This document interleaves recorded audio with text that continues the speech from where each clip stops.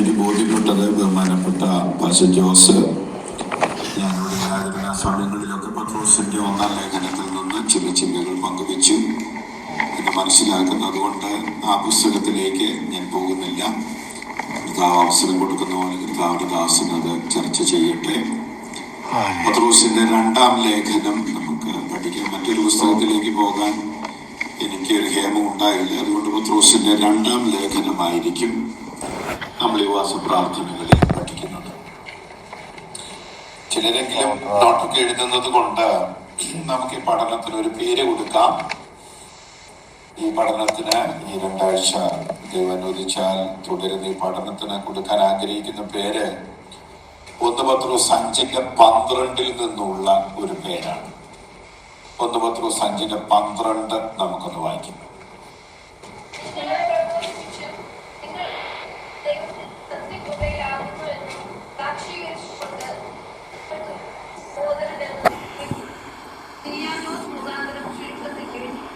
അതെ, അവിടുത്തെ ഒരു പദപ്രയോഗം ദൈവത്തിന്റെ സത്യകൃപ പറഞ്ഞാട്ടെ. അപ്പൊ നമ്മൾ പഠിക്കാൻ പോകുന്ന ചിന്ത ഈ പത്രോസ് ഈ 2 ലേഖനങ്ങളിലും പ്രധാനമായി പറയുന്ന ഒരു പ്രധാനപ്പെട്ട വാക്ക് അല്ലെങ്കിൽ ഒരു ചിന്താധാര, the true grace of God. അപ്പൊ നമ്മൾ പഠിക്കാൻ പോകുന്ന ചിന്ത എന്താണ്? The true grace of God. നമുക്കറിയാം, യാക്കോബ് ലേഖനം എഴുതിയപ്പോൾ യാക്കോബ് പ്രതിപാദിച്ച ഒരു പ്രധാനപ്പെട്ട ചിന്ത the true faith of God എന്നാണ്. The true faith of God. എന്തിനാണ് ഈ ഗ്രേസിന്റെ ഫെയ്ത്തിന്റെ ഒക്കെ മുന്നിൽ ട്രൂ ചേർക്കുന്നത്? യേശു കർത്താവിന്റെ തിരുസഭ പെന്തക്കോസ്ത് നാളിൽ ആരംഭിച്ച് ചില പതിറ്റാണ്ടുകളായപ്പോൾ തന്നെ ദൈവസഭയിൽ വളരെ ഗൗരവമായ ആശങ്കാജനകമായ അനേക വസ്തുതകളുണ്ട്. Internally and externally. എക്സ്റ്റേണലി ഉണ്ടായ പോരാട്ടങ്ങളെ ഒന്നും അവരധികം ഭയപ്പെട്ടില്ല. അത് നേരിടാനുള്ള ആത്മശക്തി, ആത്മബലവും ഒക്കെ ദൈവസഭയ്ക്ക് അപ്പോസ്തലന്മാർക്കുണ്ടായിരുന്നു. ഇന്റേണലി ഇറോണിക്കായ തെറ്റായ ഡോക്ട്രിൻസും പഠിപ്പിക്കലും ഒക്കെ വന്നപ്പോൾ അപ്പോസ്തലന്മാർ അതിന് വളരെ ഗൗരവമായിട്ടാണ് കണ്ടത്.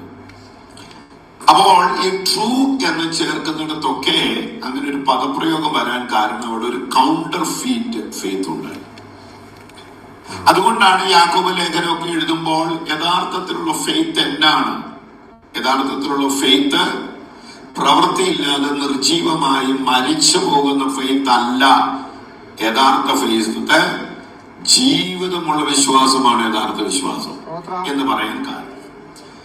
എന്നതുപോലെ പത്രോസിന്റെ ലേഖനം 1-ാം അധ്യായത്തിന്റെ ആദ്യ വാക്യങ്ങളിൽ തന്നെ നമുക്കൊരു പശ്ചാത്തലം ലഭിക്കുന്നുണ്ട്. ഒന്ന് വായിച്ചിട്ട് മുന്നോട്ട് പോകാം.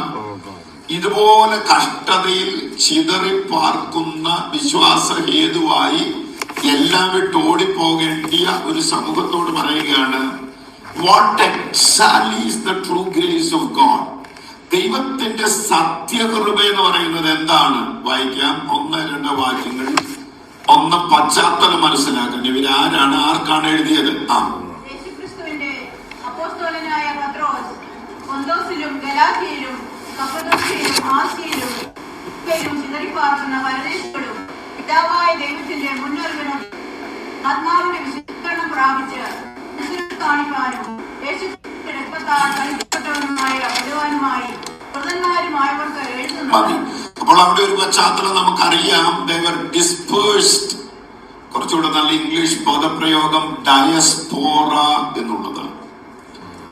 സ്വന്തദേശത്ത് നിന്ന് അനേക ഇടങ്ങളിലേക്ക് പോകേണ്ടി വന്നു. ഇന്നത്തെ നമ്മുടെ പശ്ചാത്തലത്തിൽ ഡയസ്പോറ എന്നൊക്കെ പറഞ്ഞാൽ ഇമിഗ്രന്റ് കമ്മ്യൂണിറ്റി, സ്വന്തം നാട്ടിൽ നിന്ന് അമേരിക്ക പോലെയുള്ള വിദേശ രാജ്യങ്ങളിലൊക്കെ പോയി പാർക്കുന്നവർ ഡയസ്പോറ. എന്നാൽ ആദ്യകാലത്ത് ദൈവസഭയിലെ ഡയസ്പോറ എന്ന് പറയുന്നത് അവർ സ്വന്തം ഇഷ്ടത്താൽ പോയവരല്ല.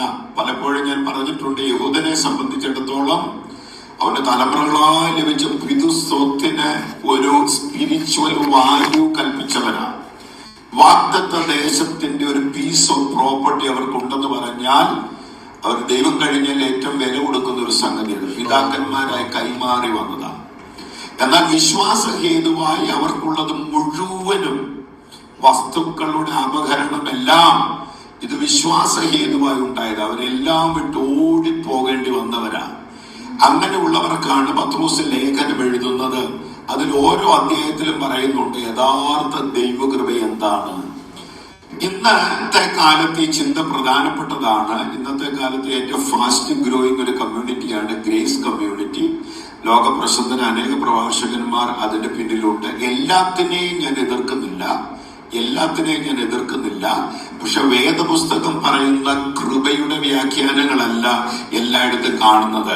നമ്മെ നന്മയിൽ നിന്ന് നന്മയിലേക്കും പ്രോസ്പെരിറ്റിയിൽ നിന്ന് പ്രോസ്പെരിറ്റിയിലേക്കും ഏതെല്ലാം തെറ്റുകളും പിഴവുകളും വന്നാൽ അതെല്ലാം കവറും ചെയ്യുന്ന ഒരു കൃപയുടെ വ്യാഖ്യാനമല്ല തിരുവചനത്തിലുള്ളത്.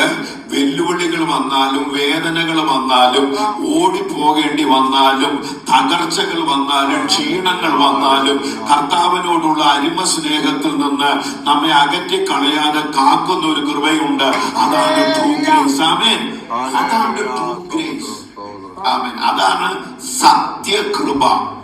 അതുകൊണ്ട് 1-2 പുസ്തകങ്ങളിലെല്ലാം ഓവർ ആർച്ചിങ് ആയിട്ട്, അതായത് ഒരു എല്ലായിടത്തും പടർന്നു നിൽക്കുന്ന ഒരു ചിന്ത അതാണ്. അത് മാത്രം മുഖവരയായി പറഞ്ഞ് ഞാൻ മുന്നോട്ട് പോവുകയാണ്.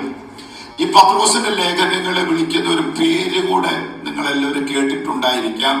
അതിനെ കാത്തോലിക് എപ്പിസൽസ് എന്നാണ് വിളിക്കുന്നത്. കത്തോലിക്ക സഭയ്ക്ക് എഴുതിയെന്നല്ല ഇതിന്റെ അർത്ഥം. കാത്തോലിക് എന്ന ഇംഗ്ലീഷ് പദത്തിന് യൂണിവേഴ്സൽ എന്നൊരു അർത്ഥമാവുള്ളത്. സാർവലൗകിക സഭയ്ക്ക് എഴുതിയ ലേഖനങ്ങൾ എന്നുള്ള അർത്ഥത്തിലാണ്. പൗലോസിന്റെ ലേഖനങ്ങളെല്ലാം ഒരു പെർട്ടിക്കുലർ ചർച്ചിൽ, ഒരു സിറ്റിയിലുള്ള ഒരു പെർട്ടിക്കുലർ ചർച്ചിൽ എഴുതിയതാണ് മിക്ക ലേഖനങ്ങളും. എല്ലാ ലേഖനങ്ങൾക്കും അതുപോലെ ഒരു പോയിന്റ് ഉണ്ട്. എന്നാൽ പത്രോസിന്റെ ലേഖനത്തെ നാം കാത്തലിക് എപ്പിസൽസ് എന്ന് വിളിക്കാൻ കാരണം ടു എ വൈഡർ ചർച്ച്. ഇങ്ങനെ എല്ലാ കാലത്തും ഏതൊരു കാലത്തുമുള്ള ഒരു വൈഡർ ചർച്ചിനെ ഫോക്കസ് ചെയ്താണ് പൗലോസ് എഴുതിയത്. മറ്റൊരു വിധത്തിൽ പറഞ്ഞാൽ ഈ ലേഖനങ്ങൾ എഴുതിയപ്പോൾ ഒരു കാര്യം, നമ്മളൊക്കെ ചില കാര്യങ്ങൾ പഠിക്കാൻ ആഗ്രഹമുള്ളവരായതുകൊണ്ട് നമ്മുടെ കയ്യിൽ ഈ 66 പുസ്തകങ്ങൾ നമ്മൾ കാണുമ്പോൾ നാം കരുതരുത് അത് മാത്രമേ എഴുതപ്പെട്ടിട്ടുണ്ടായിരുന്നു എന്ന്. അല്ല, ഈ പത്രോസും മറ്റ് അപ്പോസ്തലന്മാരും പുസ്തകങ്ങൾ എഴുതിയ കാലത്ത്, അന്നത്തെ കാലത്ത് ഇതുപോലൊരു ക്രൂസൈഡർ മീറ്റിംഗ് ഒക്കെ നടത്തി ജനത്തെ എല്ലാം വിളിച്ചുകൂട്ടി അവരോട് വചനം പറഞ്ഞവരെ എൻകറേജ് ചെയ്യാനുള്ള സാധ്യതകൾ കുറവായിരുന്നു. അന്ന് ജനത്തിനൊരു പ്രബോധനം കിട്ടിയിരുന്നത് കൂടുതലും ഈ കത്തുകളിലൂടെയായിരുന്നു. ഒരിടത്തു നിന്ന് ഈ കത്തെഴുതി മറ്റൊരിടത്തോട്ട് കൊടുത്തു വിടുകയാണ്. ആ കത്ത് ക്യാരി ചെയ്തുകൊണ്ട് പോകുന്നത് വരെ വളരെ ഡേഞ്ചറസ് ആയ ഒരു കാര്യമായിരുന്നു.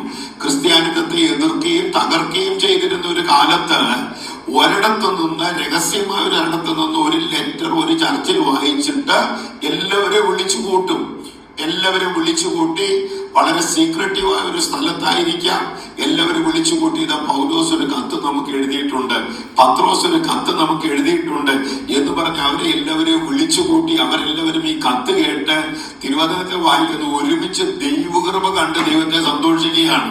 കർത്താവേ, ഇതിന്റെ എല്ലാ മധ്യത്തിലും ഞങ്ങളെ കരുതുന്ന ഒരു ദൈവമുണ്ടല്ലോ എന്നൊക്കെ അവർ ദൈവസന്നിധിയിൽ സന്തോഷിക്കുകയാണ്. ഈ കത്ത് പിന്നെ അടുത്ത ഇടത്തേക്ക് കൊടുത്തു വിടുകയാണ്. അവിടെയും അവർ കൂടിയിരുന്നത് വായിക്കുകയാണ്. നമ്മളെ പോലെ നമ്മുടെ ബൈബിൾ എന്ന് പറയാൻ ഒരു 25 ബൈബിൾ അവർക്കില്ലായിരുന്നല്ലോ. അവരാകെ കേൾക്കുന്ന ഈ ദൈവവചനമായിരുന്നു. ചിലപ്പോൾ ദൈവവചനത്തിന്റെ ദൗർലഭ്യം അവർക്ക് ദൈവവചനത്തോടുള്ള ആർത്തിയെ വർദ്ധിപ്പിച്ചു എന്ന് പറയുമ്പോൾ ഇതിന്റെ പെന്തക്കോസ്തിനോട് ഞാൻ ചോദിക്കുകയാണ്, ദൈവവചനത്തിന്റെ ധാരാളിത്വം ദൈവവചനത്തോടും ദൈവത്തോടുള്ള സ്നേഹം കുറയാൻ കാരണമായോ? ഹല്ലേലൂയ. അപ്പോ ഈ കത്തുകൾ ഇങ്ങനെ കൊടുത്തു വിടുകയാണ്. അപ്പൊ അന്നുണ്ടായിരുന്ന ചില കത്തുകൾ പറയാം. റോമിൽ ഒരു സഭാപിതാവ് ഉണ്ടായിരുന്നു. അദ്ദേഹത്തിന്റെ പേര് ക്ലെമന്റ് എന്നായിരുന്നു. അദ്ദേഹം റോമിൽ എഴുതിയ കത്തുണ്ട്. ഇന്നും ആ കത്ത് അവൈലബിൾ ആണ്. നിങ്ങൾ ജസ്റ്റ് ഒന്ന് ഗൂഗിൾ ചെയ്താൽ അറിയാം. അത് Clement of Rome, Clement of Rome കൊരിന്ത്യർക്ക് എഴുതിയ കത്തുണ്ട്. ബ്യൂട്ടിഫുൾ ലെറ്റർ ആണ്. ബർണബാസ് എഴുതിയ കത്തുണ്ട്. അത് വലിയ മോശമൊന്നുമില്ല. ഞാനതിനെ അത്ര നിരാകരിക്കത്തില്ല. ഇഗ്നേഷ്യസ് എന്ന സഭാപിതാവ് എഴുതിയ കത്ത് അവൈലബിൾ ആണ്. പോളികാർപ്പ്, യോഹന്നാന്റെ അന്മശിഷ്യം പോളികാർപ്പ് എഴുതിയ കത്ത് അവൈലബിൾ ആണ്. അതൊന്നും മോശമായിരുന്നത് കൊണ്ടല്ല, ഒരു കൂട്ടം പണ്ഡിതന്മാർ, ദൈവഭക്തന്മാർ ഒരുമിച്ച് കൂടി ആഴമായ പഠനവും വിചിന്തനവും എല്ലാം നടത്തി മുന്നോട്ടുള്ള സഭയ്ക്ക് ഏറ്റവും പ്രയോജനകരമെന്ന് ദൈവാത്മ നിയോഗത്താൽ തീരുമാനിച്ച 66 പുസ്തകങ്ങളാണ് നമ്മുടെ കയ്യിലുള്ളത്. അപ്പം മറ്റു കത്തുകളും അന്ന് ഉണ്ടായിരുന്നപ്പോൾ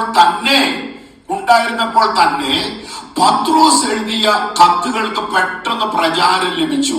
അതിന് കാരണങ്ങൾ പലതാണ്. ഒന്ന്, ഇത് എഴുതാൻ ഏറ്റവും അതോറിറ്റി ഉണ്ടായിരുന്ന ഒരു മനുഷ്യൻ പത്രോസാണ്. യേശുവിന്റെ കൂടെ നടന്നവനാണ്. എല്ലാ കാലത്തും ചർച്ചിൽ ലീഡർഷിപ്പ് റോൾ ഉണ്ടായിരുന്ന ആളാണ്. എപ്പോഴൊക്കെ പേരുകൾ എഴുതിയാൽ ആദ്യം എഴുതുന്ന പേര് പത്രോസിന്റെ പേരാണ്. പരാജയങ്ങൾ പലത് പറ്റിയെങ്കിലും പരിശുദ്ധാത്മാവ് അവനെ നിറച്ചിട്ട് സഭയുടെ മുന്നിൽ നിർത്താൻ ദൈവത്തിന് കരുണ തോന്നിയ മനുഷ്യനാണ് പത്രോസ്. പത്രോസ് എവിടെ ചെന്നാലും അംഗീകാരമായിരുന്നു. പത്രോസ് വന്ന് പ്രസംഗിക്കണമെന്ന് എല്ലാ സഭകളും ആഗ്രഹിക്കുമായിരുന്നു. അങ്ങനെ ഒരു പത്രോസ് ഒരു ലേഖനം എഴുതിയപ്പോൾ അനുഭവ ഗന്ധി എന്നൊക്കെ നല്ല മലയാളത്തിൽ പറയുമല്ലോ, അനുഭവത്തിന്റെ മണം ഈ ലെറ്ററിന്റെ മേൽ ഉണ്ടായിരുന്നു. പ്രിയരെ, പത്രോസ് കത്തെഴുതുമ്പോൾ അല്ലെങ്കിൽ അതിന്റെ മുകളിൽ കണ്ണുനീരുണ്ടായിരുന്നു. അതിന് മുന്നിൽ അവന്റെ അനുഭവത്തിന്റെ ചാലുകൾ അതിന് മുന്നിൽ ഉണ്ടായിരുന്നു. അതുകൊണ്ട് ഈ കത്ത് കിട്ടിയപ്പോൾ ആൾക്കാർ സന്തോഷത്തോടെ, പ്രിയരെ, വേദനയുള്ളവനെ ഒരാശ്വാസവാക്കിന്റെ അർത്ഥം മനസ്സിലാകത്തുള്ളൂ. അവൻ കഷ്ടതയുള്ളവനെ കൂട്ടായ്മയുടെ അർത്ഥം മനസ്സിലാകത്തുള്ളൂ. അല്ലെങ്കിൽ പ്രയാസത്തിൽ കൂടെ പോകുന്നവനെ പ്രബോധനത്തിന്റെ വില മനസ്സിലാകത്തുള്ളൂ. ഹല്ലേലൂയ. അങ്ങനെ ഒരു പശ്ചാത്തലത്തിലാണ് പത്രോസ്. അപ്പൊ ആദ്യമേ തന്നെ സഭാപിതാക്കന്മാർ ഇതിനൊരു പേര് വിളിച്ചു, this is going to be a Catholic letter. ഇതെല്ലാ സഭകളും, എല്ലാ കാലത്തുള്ള സഭകൾക്ക് ഇത് സഹായകരമാകും എന്ന ഒരു ചിന്തയിലേക്ക് വരുവാൻ ഇടയായി. 3-4 വാക്കുകളോട് ഞാൻ പറയാം, അല്പനിമിഷമുണ്ട്. 2 പത്രോസ് 1-ന്റെ 1-2 വാക്യങ്ങൾ മാത്രം വായിച്ചു, ഒരു ഭാഗം മാത്രം ചർച്ച ചെയ്യാം. എന്നാലും നിങ്ങൾ എഴുതുവാണെങ്കിൽ ഈ പത്രോസിന്റെ ലെറ്റേഴ്സിനെ വിളിക്കുന്ന ഒരു പേര് എനിക്ക് ഇഷ്ടപ്പെട്ട ഒരു ലവ്ലി ലെറ്റേഴ്സ് എന്ന്. ലവ്ലി ലെറ്റേഴ്സ്, പ്രിയങ്കരമായ കത്തുകൾ. 3-4 വാക്കുകൾ: അഫെക്ഷനേറ്റ്, ലവിങ്, ലോവ്ലി, LOWLY, വളരെ താഴ്മയോടെ, ഹംബിൾ. ഈ ഒരു ഭാഷയിൽ, ഈ ഒരു മനോനിലയിൽ എഴുതിയ ലെറ്റർ. മറ്റൊരു വിധത്തിൽ പറഞ്ഞാൽ, ദൈവജനം ഒരു കഷ്ടതയിലൂടെ പോകുമ്പോൾ ഒരു പാസ്റ്റർക്ക് തോന്നുന്ന ഒരു വൈകാരികമായ ഒരനുഭവം, അടുപ്പവും വായിച്ചാൽ മനസ്സിലാകുന്ന ഒരു കത്താണ് പത്രോസിന്റെ ലേഖനം. അത്രയും പറഞ്ഞ് മുഖവരെ ഞാൻ നിർത്തുകയാണ്. 1 പത്രോസ് 1-ന്റെ 1-ാം വാക്യവും 2 പത്രോസ് 1-ന്റെ 1-2 വാക്യം കൂടെ വായിച്ച് നമുക്ക് ധ്യാനം തുടങ്ങാം. യേശുക്രിസ്തുവിന്റെ അപ്പോസ്തലനായ പത്രോസ്, പൊന്തോസിലും ഗലാത്യയിലും കപ്പദോക്യയിലും ആസിയയിലും ബിഥുന്യയിലും ചിതറിപ്പാർക്കുന്ന പരദേശികളും പിതാവായ ദൈവത്തിന്റെ മുന്നറിയിപ്പിനൊത്തവണ്ണം ആത്മാവിന്റെ വിശുദ്ധീകരണം പ്രാപിച്ച് അനുസരണം കാണിപ്പാനും യേശുക്രിസ്തുവിന്റെ രക്തത്താൽ തളിക്കപ്പെടുവാനുമായി. മതി. ഇനി 2-ാമത്തെ പുസ്തകത്തിലേക്ക് വരാം. യേശുക്രിസ്തുവിന്റെ ദാസനും അപ്പോസ്തലനുമായ ശിമോൻ പത്രോസ്, നമ്മുടെ ദൈവത്തിന്റെയും രക്ഷിതാവായ യേശുക്രിസ്തുവിന്റെയും നീതിയാൽ ഞങ്ങൾക്ക് ലഭിച്ചതുപോലെ അതേ വിലയേറിയ വിശ്വാസം ലഭിച്ചവർക്ക് എഴുതുന്നത്. അപ്പോൾ 1-ാമത്തെ പുസ്തകത്തില് നമുക്ക് 2 വാക്കുകൾ പറയാം. ഒന്ന് signing on and signing off എന്ന് വേണമെങ്കിൽ പറയാം. അന്നത്തെ സൈനിങ് ഓൺ എഴുതി തുടങ്ങുന്നത്. ഞാൻ സഭയ്ക്ക് ഒരു മെസ്സേജ് അയക്കുമ്പോൾ സൈൻ ഓഫ് ചെയ്യുന്ന ഷലോം പറഞ്ഞുകൊണ്ടാണ്. നമ്മൾ അങ്ങനെ ഒരു രീതിയുണ്ട്. നമ്മൾ സൈൻ ഓൺ സൈൻ ഓഫ് ചെയ്യുന്ന ഒരു രീതിയുണ്ട്. എന്ന് പറഞ്ഞതുപോലെ ഈ 1-ാമത്തെ അധ്യായം തുടങ്ങുന്നിടത്ത്, ലേഖനം തുടങ്ങുന്നിടത്ത് 2-ാമത്തെ ലേഖനം തുടങ്ങുന്നത് ചെറിയൊരു വ്യത്യാസം. പേര് തന്നെ പറഞ്ഞിരിക്കുന്നത്. അതിൽ 2-ാമത്തെ പുസ്തകത്തിലേക്ക് വരുമ്പോഴത്തെ ആദ്യത്തെ ഒരു പദപ്രയോഗത്തിൽ ആഴമായ ഒരു ചിന്തയുണ്ടെന്നാണ് ഞാൻ കരുതുന്നത്. യേശുക്രിസ്തുവിന്റെ ദാസനും അപ്പോസ്തലനുമായ 2 വാക്കാണ് ആദ്യമേ ഉള്ളത്. ദാസൻ, അപ്പോസ്തലൻ. അപ്പൊ രണ്ട് വാക്കുകൾ പറയാം. There is humility and there is authority. പറഞ്ഞാട്ടെ, ഹ്യൂമിലിറ്റി ആൻഡ് അതോറിറ്റി. ഒരു നല്ല കോമ്പിനേഷനാണ്.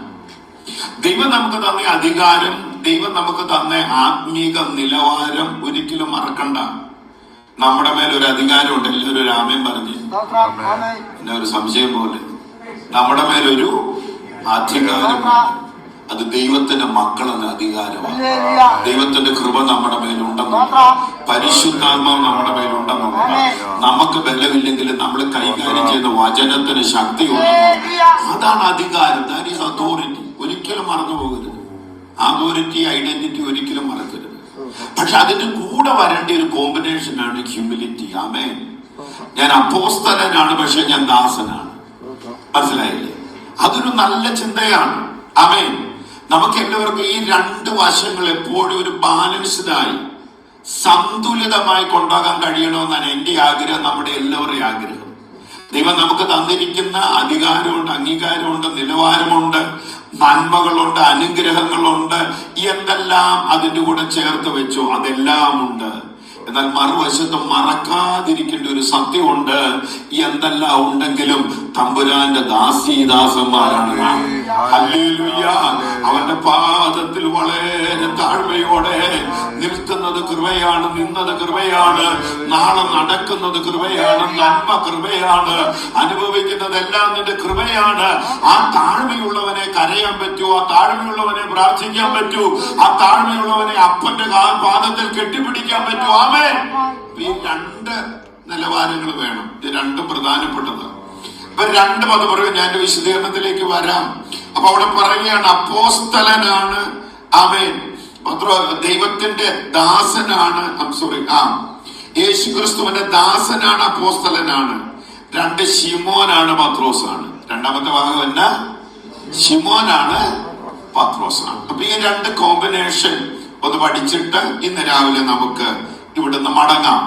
ഞാൻ നിങ്ങളോട് പറഞ്ഞല്ലോ, അപ്പോസ്തലിക കാലത്തിൽ നമ്മളെ ഇംഗ്ലീഷ് പറയാനുള്ള ഒരു പദപ്രയോഗമുണ്ട്. ഇംഗ്ലീഷ് പഠിപ്പിക്കുകയല്ല. some people command respect എന്നൊക്കെ ഇംഗ്ലീഷ് പറയാറുണ്ട്. ചിലര് മുറിയിലോട്ട് കയറി വന്നാൽ ഓട്ടോമാറ്റിക്കലി ഒരു റെസ്പെക്ട് വരും. അതിനാ ഇംഗ്ലീഷ് പറയുന്നത് പീപ്പിൾ കമാൻഡ് റെസ്പെക്ട് എന്ന് പറയുന്നതുപോലെ അപ്പോസ്തലനായ പത്രോസ് അന്നത്തെ കാലത്ത് ഈ someone who commanded respect.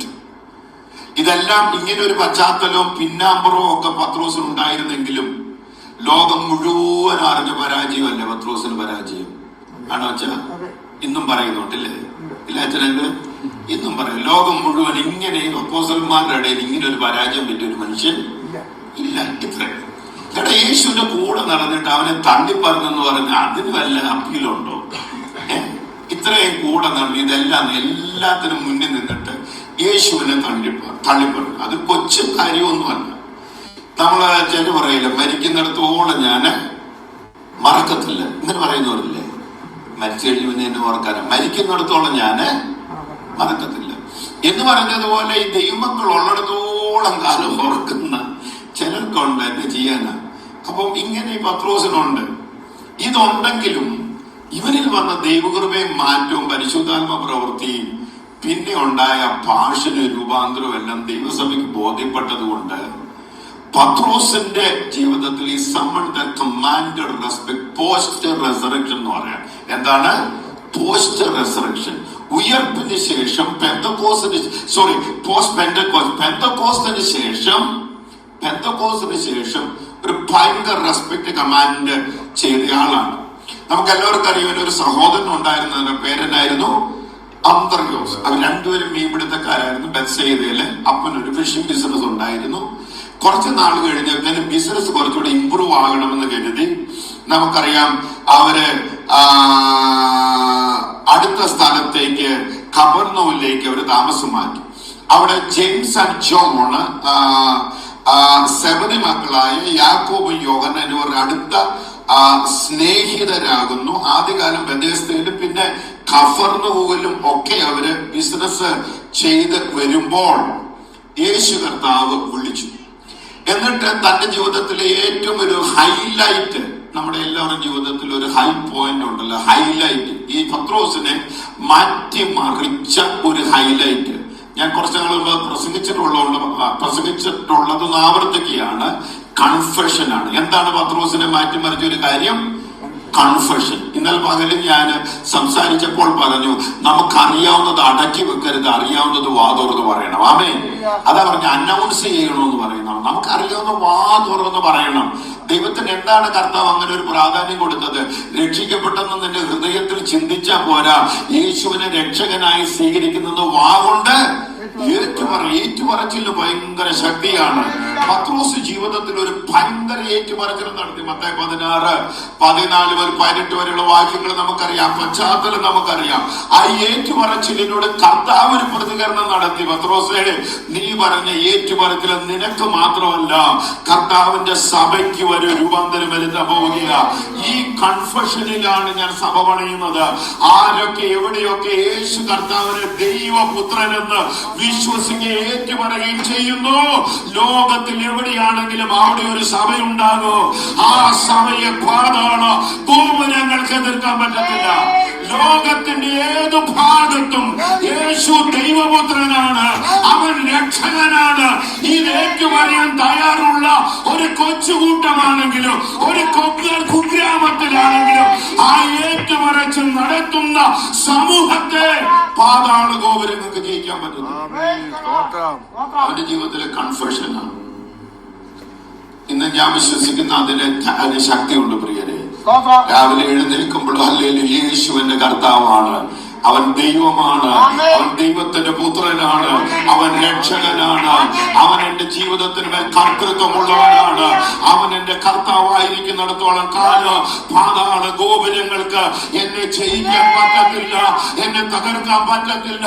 ഇത് പത്രോസിന് മാത്രം പറയാൻ പറ്റുന്നതല്ല, ഏതൊരു ദൈവത്തിനും പറയാൻ പറ്റുന്നത്.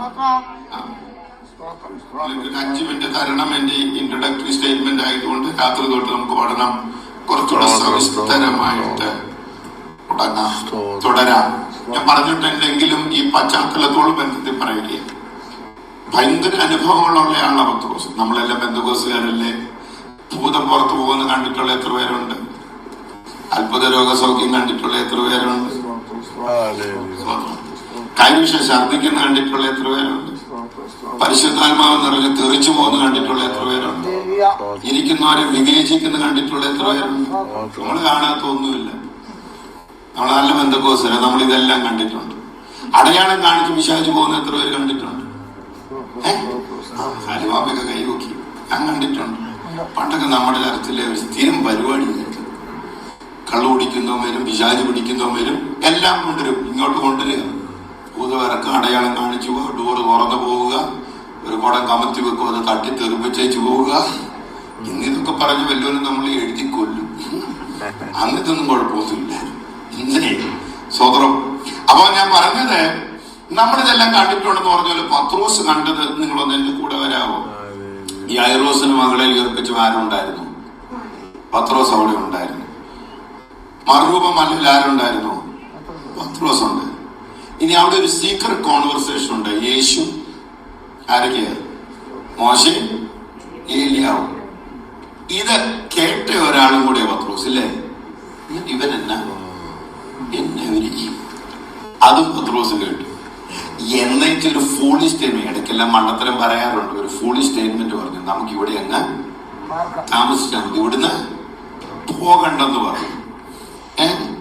അതുപോലെ ഈ ഗെത്സമനയിലെ കർത്താവിന്റെ ശരിക്കും ആഗണി ലിറ്ററലി ദൂരെ നിന്നാണെങ്കിലും കണ്ട ഒരു മനുഷ്യനാണ് പത്രോസ്. അപ്പൊ ഭയങ്കര അനുഭവങ്ങളെല്ലാം പത്രോസുണ്ട്, എല്ലാ ശിഷ്യന്മാരെ പോലെ. ഇതെല്ലാം ഉണ്ടായിട്ട് നമുക്കറിയാം പരാജയം കാര്യമായിട്ട് സംഭവിച്ച ഒരാളാണ് അവൻ. ഒരഹങ്കാരം ഉണ്ടായിരുന്നു. കർത്താവ് ഇത്രയൊക്കെ കണ്ട പുള്ളി ആയതുകൊണ്ട്, നിങ്ങളെല്ലാവരും കൂടെ ഉണ്ടല്ലോ അല്ലേ? ഇത്രയൊക്കെ കണ്ട ആളായതുകൊണ്ട് നിന്നെ ആര് തള്ളി പറഞ്ഞാലും ഞാൻ എന്നാ വേണേലും പറഞ്ഞു അഹങ്കാരം പറയാതിരിക്കാൻ നോക്കണം അല്ലേ? അത് അറിയാതെങ്കിലും വന്ന് അന്നേരം ഒന്ന് സോറി പറഞ്ഞേക്കണം കർത്താവിനോട്. ഞാൻ ആരാണെന്ന് അറിയാവോ എന്നൊക്കെ എല്ലാവരും പറഞ്ഞാൽ ഈ അഹങ്കാരം കർത്താവ് നമ്മളെ ജീവിതത്തിലെ നിങ്ങളാരും ലൈസൻസ് ആയിട്ടൊന്നും കാണണ്ട. എന്നാലും നമ്മുടെ ബലവും ബലഹീനതയൊക്കെ കർത്താവിനറിയാം. കർത്താവ് കരുണ കാണിക്കും. അഹങ്കാരം പറയുന്നതിനോട് കർത്താവ് ഇച്ചിരി പ്രശ്നം. ആമേൻ, ഹല്ലേലൂയ്യ. വേണ്ട, നമുക്കൊരു അഹങ്കാരം പറയണ്ട ഇന്ന് രാവിലെ. ഹല്ലേലൂയ്യ. അപ്പൊ പത്രോസ് ഭയങ്കര ഈ പാരമ്പര്യത്തിൽ അഹങ്കാരം കൊണ്ട്, അല്ലെ ഇത്രയും അനുഭവങ്ങളിൽ അഹങ്കാരം കൊണ്ടു. അതുകൊണ്ടാണ് ഞാൻ വളരെ താഴ്മയോടെ ഒരു പാഠം പറയുകയാണ്. ആ അഹങ്കാരം പറഞ്ഞെടുത്ത് തന്നെ ദൈവനെ തൊട്ടില്ലേ? ശരിയല്ലേ? നീ തള്ളി പറയത്തില്ലെന്ന് പറഞ്ഞ് എന്ത് ചെയ്തു? തള്ളി പറഞ്ഞു. ഇന്നലെ ഞാൻ ഓർപ്പിച്ചതുപോലെ നമുക്ക് ടൂ മച്ച് സ്ട്രെങ്ത് ഉണ്ടെന്ന് കരുതുന്ന ഇടം, നമ്മൾ ടൂ മച്ച് പ്രൈഡ് കാണിക്കുന്ന ചില ഇടങ്ങളെ കർത്താവ് തൊടും, ഇല്ലേ? അതുകൊണ്ടാണ് നമ്മള് ഇന്നലെ യാക്കോബിനെ പറ്റി യാക്കോബിനെ പറ്റി ഞാൻ പഠിപ്പിച്ചപ്പോൾ പറഞ്ഞത് അവന്റെ തുടയുടെ തടം കർത്താവെന്ന് തൊട്ടു. അത് ഞാൻ വായിച്ചാണ്. നിങ്ങൾ സയൻസ് അറിയാവുന്ന ഒരു തെറ്റാണ് തിരുത്തണം. ഞാൻ ചില മണ്ടത്തരങ്ങൾ പറഞ്ഞ് നിങ്ങൾ വന്ന് പറഞ്ഞു തന്നാൽ ഞാനത് പഠിക്കാൻ തയ്യാറാണ്, ഞാനത് മനസ്സിലാക്കാൻ തയ്യാറാണ്. ശരീരത്തിൽ ഏറ്റവും സ്ട്രോങ് ആയ മസിൽസിൽ ഒന്നാണെന്ന് പറയുന്നത്, ആ പെർട്ടിക്കുലർ മസിൽ, ശരീരത്തിൽ ഏറ്റവും സ്ട്രോങ് ആയ ഒരു മസിൽ. കർത്താവ് അതിനെ തൊട്ടേച്ച് ജീവകാലം മുഴുവൻ അവൻ നടക്കുമ്പോൾ ഓർക്കും, ഹല്ലേലൂയ, ഇപ്പൊ നടക്കുന്നത് കർത്താവിന്റെ കൃപ കൊണ്ടാണ്. ഇപ്പൊ നടക്കുന്നത് കർത്താവിനെ. ഇതാണ് ഹല്ലേലൂയ. അതുകൊണ്ട് ഒരു നല്ല കാര്യം നമ്മൾ പഠിക്കുന്നത്, ഈ പ്രൈഡിൽ പോയിരുന്നെങ്കിൽ ഒരിക്കലും പത്രോസ് ഒരു പ്രീച്ചർ ആകത്തില്ലായിരുന്നു, പത്രോസിന് ഒരു നന്മ വരത്തില്ലായിരുന്നു, പത്രോസിന് ഒരു അനുഗ്രഹം വരത്തില്ലായിരുന്നു. എന്നാൽ ഒരിക്കൽ തമ്പുരാൻ ആ തണ്ടിനെ തല്ലി തകർത്തത് കൊണ്ട് ജീവകാലം മുഴുവനും തലകുനിച്ച് അവന്റെ കൃപയിൽ ആശ്രയിച്ച് ജീവിപ്പാൻ കൃപ. അഹങ്കാരത്തോടെ വരാതിരിക്കാൻ ദൈവം എല്ലാവർക്കും കൃപ തരട്ടെ. അവനൊരു വാണിംഗ് കൊടുത്തു. സമയം ആവുന്നല്ലോ. കർത്താവ് അവനൊരു വാണിംഗ് കൊടുത്താൽ ദൈവം നമുക്കെല്ലാം പല നിലകളിൽ ദൈവം നമ്മളോട് ഇടപെടും. ഇത് മനസ്സിലാക്കണം. കർത്താവിനൊരു വാണിംഗ് കൊടുത്ത് ഇങ്ങനെയാണ്. പത്രോസ് ഒരു കാര്യം പറയാം, പിശാച് നിനക്കൊരു ദോഷം ചെയ്യാൻ വരുന്നുണ്ട്. സ്തോത്രം.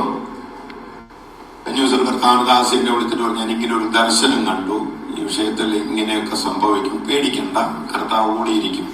കർത്താവിന് നമ്മളോട് കരുണയുണ്ടെങ്കിൽ കർത്താവ് നമ്മളോട് സംസാരിക്കും. ഹലോ, സ്തോത്രം. അത്രയും പറഞ്ഞ് ഞാൻ ആ ഭാഗം അവിടെ നിർത്തുക. ഇവിടെ കർത്താവ് ഇവനൊരു വാണിംഗ് കൊടുത്തു, പത്രോസേ, പിശാച് നിന്നെ നോട്ടമിട്ടിട്ടുണ്ട്. എല്ലാരും ഇന്ന് രാവിലെ ധൈര്യപ്പെടണേ, പിശാച് നിന്നെ നോട്ടമിട്ടിട്ടുണ്ട്. പക്ഷെ ഒരു കാര്യം ഞാൻ പറയാം, നീ എന്റെ കയ്യിൽ ഇരിക്കുന്നിടത്തോളം കാലം നിനക്ക് ദോഷം ചെയ്യാൻ ആർക്കും കർത്താവ് പറയുക, നീ പ്രാർത്ഥിച്ചാലും കൂടുതൽ ഒട്ടുമോന്ന് അറിയത്തില്ല. ഹല്ലേലൂയ. നിനക്ക് അതിന്റെ സീരിയസ്നെസ് മനസ്സിലായോ എന്ന് അറിയത്തില്ല. എനിക്ക് നിന്നെ കുറിച്ചൊരു പദ്ധതി ഉള്ളതുകൊണ്ട്, നിന്റെ നാളെയെ കുറിച്ചൊരു പദ്ധതി ഉള്ളതുകൊണ്ട്, നീ എവിടെ ചെല്ലുമെന്നും എനിക്കറിയാവുന്നത് കൊണ്ട് നീ തകർന്നു പോകാതിരിക്കാൻ ഞാൻ നിനക്ക് വേണ്ടി ഇടിവിൽ നിന്ന് പ്രാർത്ഥിച്ചു, ഞാൻ നിനക്ക് വേണ്ടി പക്ഷപാതം ചെയ്തു. ഹല്ലേലൂയ, സ്തോത്രം. അപ്പം ഇവിടെ രണ്ട് കാര്യങ്ങളാണ്. ഒന്ന്, കർത്താവ് നമ്മളോട് തരുന്ന ചില ലീഡിങ്ങുകൾ, അതിനെ നമ്മൾ ഗൗരവമായിട്ട് എടുക്കണം. ഞാൻ വേറൊരു കാര്യം പറഞ്ഞു, പ്രൈഡ് ഒഴിവാക്കാൻ കർത്താവ് നമുക്ക് കൃപ തരണം. കർത്താവിന് വേണ്ടി പ്രാർത്ഥിച്ചു. ഇനി ചില കൂകലുകള് നമ്മെ ചില പാഠങ്ങൾ പഠിപ്പിക്കും. ഹലോ, സൈറൺ എന്നൊക്കെ പറയില്ലേ? ഈ ന്യൂഗഡ് പാർക്കിൽ ഇറങ്ങിയില്ല, സൈറൺ ഇല്ല. ഞാൻ 12 മണിക്ക് കണ്ടോർന്ന് അടിക്കത്തില്ല. എന്താ ഫയറിന്റെ ആണോ? എപ്പോഴാ? 2 മണിക്ക്. എപ്പോഴാ അത്? അല്ല, ഞാൻ പറഞ്ഞ ഫയർ കോള് വരുന്നത് അല്ലാതെ ഒരു സൈറൻ പോലെ ഞാൻ അവിടെ കേട്ടിട്ടുണ്ടല്ലോ. 6 മണിക്കോ? 6 മണിക്കൊന്നുമല്ല ഞാൻ കേട്ടെ. സോദരം.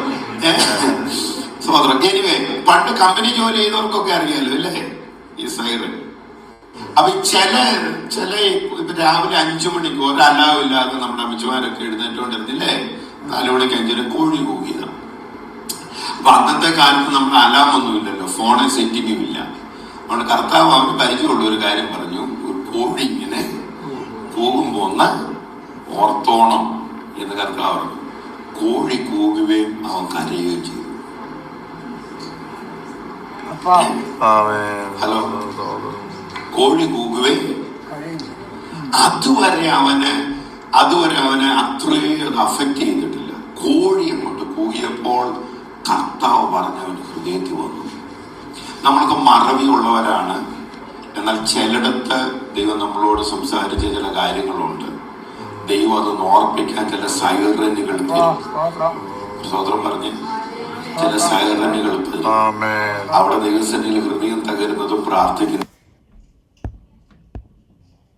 ദൈവം അനുവദിക്കുന്നത് ദൈവത്തിന് നമ്മളോട് സ്നേഹമുള്ളതുകൊണ്ട്, ദൈവത്തിന് നമ്മളോട് കരുണയുള്ളതുകൊണ്ട്. കോഴി കൂകി അവൻ കരഞ്ഞു. ഹല്ലേലൂയ. അവന്റെ ഹൃദയം തമ്പുരാൻ പറഞ്ഞു. ഞാനൊരു കാര്യം പറയാൻ പ്രിയരെ, വേറെ ആരെല്ലാം പറഞ്ഞതും അല്ലെങ്കിൽ നമ്മുടെ ഹൃദയത്തെ തൊടത്തില്ല, പക്ഷെ കർത്താവ് പറയുന്നത് നമ്മുടെ ഹൃദയത്തെ യേശു പറഞ്ഞ വാക്കവൻ ഓർത്തു. അവനൊരു കരച്ചിലോടെ രക്ഷപ്പെട്ടു. യേശു കർത്താവിന്റെ മിഷൻ ഇനി ഒരു ഇതുവരെ ഞാൻ ചിന്തിച്ചിട്ടില്ലാതെ ദൈവം എന്നെ ചിന്തിപ്പിച്ച ഒരു കാര്യം ഞാൻ നിങ്ങളോട് പറയുകയാണ്. ഇന്നൊരു വൈകിട്ട് നമ്മുടെ അനൂപിന്റെ അക്സയുടെ വീട്ടിലാണ്. ഇവിടെ നിന്നൊക്കെ പോവാണെങ്കിൽ അല്പം ദൂരമുണ്ട്. ഇറങ്ങുന്നവർ ഇച്ചിരി നേരത്തെ ഇറങ്ങണം. അവിടെ വെച്ച നാളെ രാവിലെ വൈകിട്ട് ഒരിടത്തും എഴുതിയിട്ടില്ല. ആർക്കെങ്കിലും എഴുതണമെങ്കിൽ എഴുതാം. വൈകിട്ട് നമ്മൾ ഒന്നാമത്തെ വാക്യം രണ്ടാമത്തെ വാക്യം ആയിരിക്കാം. നമുക്കറിയാം പത്രോസാണ് ഈ ആദ്യമായിട്ട് ഈ ട്യൂബിലേക്ക് ഓടിയതും ഒരു പേഴ്സണൽ ഇന്റർവ്യൂ. ഇന്നാണെങ്കിൽ ഇന്നത്തെ ആൾക്കാർ പിള്ളേരൊക്കെ പറയുന്നത് ബൈറ്റ് എടുക്കുകയാണ്. നേതാക്കന്മാരെടുത്തു 2 വാക്ക് ബൈറ്റ്. ആ ഭാഷ പറഞ്ഞ് ആദ്യമായിട്ട് ഉയർത്തെഴുന്നേറ്റ് യേശുവിന്റെ ബൈറ്റ് എടുക്കാൻ ഭാഗ്യം കിട്ടിയ ആളാരാ? ഒരു പേഴ്സണൽ ഇന്റർവ്യൂ യേശുവായിട്ട് സംസാരിക്കും. ഇതെല്ലാം ഉണ്ടെങ്കിൽ ഞാൻ വിശ്വസിക്കുന്നത് യേശു കർത്താവിന്റെ ജീവിതത്തിലെ ഒരു മിഷനിലേക്ക് അവൻ കാലെടുത്ത് വെച്ചത് ഒരു ഭയങ്കര പെയിനിലൂടെയായിരുന്നു. അവനൊരു ഗത്സമന ഉണ്ടായിരുന്നു. ഗത്സമനയില് കർത്താവ് ഭയങ്കര വേദനയിലൂടെ പോയി. നമ്മുടെ എല്ലാം ജീവിതത്തിൽ കർത്താവ് ചില പേഴ്സണൽ ഗത്സമന അനുവദിക്കും. പറഞ്ഞാട്ടെ, പേഴ്സണൽ ഗത്സമന വേറെ ആർക്കും എൻഡ്യൂർ ചെയ്യാൻ പറ്റുന്നതല്ല. നമ്മുടെ ഗത്സമന നമ്മൾ തന്നെ എൻഡ്യൂർ ചെയ്തേ ഒക്കത്തുള്ളൂ. ഹലോ, നമ്മുടെ ഗത്സമന നമ്മൾ തന്നെ, വേറെ ആർക്കും നമ്മൾ I understand I feel it എന്നൊക്കെ ആര് പറഞ്ഞാലും ചുമ്മാതില്ല. നമ്മുടെ ഗത്സമന നമുക്ക് അല്ലെങ്കിൽ അനുഭവിക്കാൻ പറ്റത്തുള്ളൂ. പത്രോസിനൊരു ഗത്സമന ഉണ്ടായി. ആ ഗത്സമന ഏതായാലും ചോദിച്ചാൽ മരത്തിന്റെ ഇടയിലല്ലായിരുന്നു. ആ കോഴി കൂകിയ നിമിഷം, ഹല്ലേലൂയ, കോഴി കൂകിയ നിമിഷം അവന്റെ ഹൃദയം തകർന്നു. ഇന്ന് രാത്രി ഞാൻ വിശ്വസിക്കുക, ഈ cried his heart out. Hallelujah. അവന് കേൾക്കാവുന്ന അത്ര ഉച്ചത്തിൽ അവൻ നിലവിളിച്ച് അവന്റെ ജീവിതത്തിലെ മുഴുവനും വേദന കർത്താവിനോട് പറഞ്ഞ് അവൻ ഏറ്റു പറഞ്ഞ് അവൻ പ്രാർത്ഥിച്ചു. ആ പ്രാർത്ഥന അവന്റെ ജീവിതത്തിലെ ഭയങ്കര രൂപാന്തരം വരുത്തി. ഹല്ലേലൂയ. ഇന്നിവൻ അനേകർക്ക് ഒരു അനുഗ്രഹമായി മാറുകയാണ്. ഇന്നിവൻ സഭയ്ക്ക് ഒരു അനുഗ്രഹമായി മാറുകയാണ്. ഇന്നിവൻ വേദനയിലിരിക്കുന്നവർക്ക് ഒരു അനുഗ്രഹമായി മാറുകയാണ്. ഇന്നിവൻ തളർന്നിരിക്കുന്നവർക്ക് ഒരു അനുഗ്രഹമായി മാറുകയാണ്. നമ്മുടെ ഗത്സമനകളാണ് നമ്മുടെ ഗ്ലോറിയിലേക്ക് നയിക്കുന്നത്. നമ്മുടെ വേദനകളാണ് നമ്മെ അടുത്ത പടിയിലേക്ക് പറയുകയാണ്.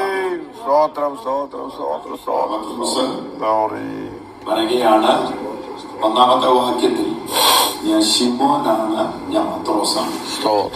ശിമോൻ എപ്പോഴും ഫെയിലിയറിനോട് അറ്റാച്ച്ഡ് ആയിരുന്നു. ശിമോൻ അവന്റെ ഏറ്റവും ബലഹീനതയോട് അറ്റാച്ച്ഡ് ആയ ഒരു നെയ്മാണ്. ഇത്രയും നാൾ ഇത്രയും വലിയ ഉപദേശിയായിട്ട്, ഇത്രയും വലിയ ബിഷപ്പായിട്ട് പത്രോസ് എഴുതുക, ഞാൻ ശിമോനാണ്. അത് മറന്ന് എനിക്ക് പത്രോസാകാൻ പറ്റത്തില്ല. ഞാൻ ശിമോനാണ്. ജീവിതത്തിൽ കുറെ ബലഹീനതകളും തെറ്റുകളും പരാജയങ്ങളും കർത്താവ് എനിക്കൊരു ടൈറ്റിൽ തന്നു. യാക്കോബിനെ തൊട്ടേച്ച് പറഞ്ഞു, ഇനി നീ യാക്കോബല്ല, ഇനി നീ ഇസ്രായേലാണ്. സർവൈവ് ചെയ്യും. ആമേൻ. നിന്നെ ഇനി തകർക്കാനാണ് പറ്റില്ല.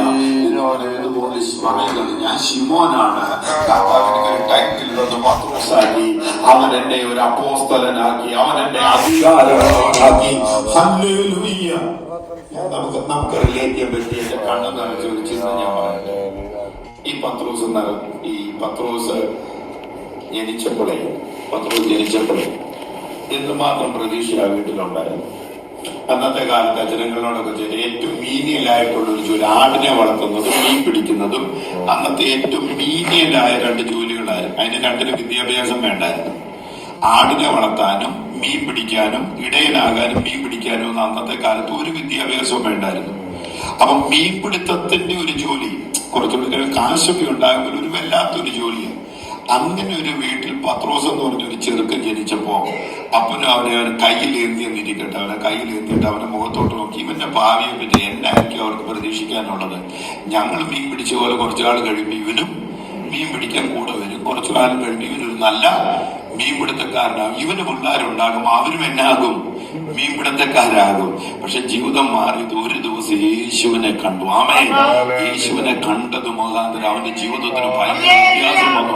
ആ മീൻപിടുത്തക്കാരനെ, ആ വിദ്യാഭ്യാസം ഇല്ലാത്തവനെ, അൺസ്കൂൾഡ് ആയ ഒരു മനുഷ്യനെ, അല്ലെങ്കിൽ ഒരു വിദ്യ ഇല്ലാത്ത ഒരു മനുഷ്യനെ ദൈവത്തിന്റെ പരിശുദ്ധാത്മാവ് തൊട്ടപ്പോ ഇന്ന് പകൽ ഇവിടെ ഇരുന്ന് അല്ലെങ്കിൽ ആധികാരികമായ സയൻസ് പറയാൻ, ആധികാരികമായ ഫ്യൂച്ചർ പറയാൻ, ആധികാരികമായി യേശുവിനെ ഉയർത്താൻ ഈ മനുഷ്യനെ ശിമോനായിരുന്നു ഇവനെ പത്രോസ് അപ്പോസ്തലനുമാക്കിയെങ്കിൽ ഈ പ്രാർത്ഥനകളുടെ ആരംഭ സെഷനിൽ നമ്മുടെ ഹൃദയത്തിൽ ദൈവം ഒരു പ്രതീക്ഷ വന്നിട്ട് പറയട്ടെ, എന്നെ കുറിച്ചും എന്റെ തലമുറയെ കുറിച്ചും എന്റെ നാളെയെ കുറിച്ചും എന്റെ ഭാവിയെ കുറിച്ചും ഞാൻ കരുതുന്നതല്ല കർത്താവ് കരുതുന്നത്.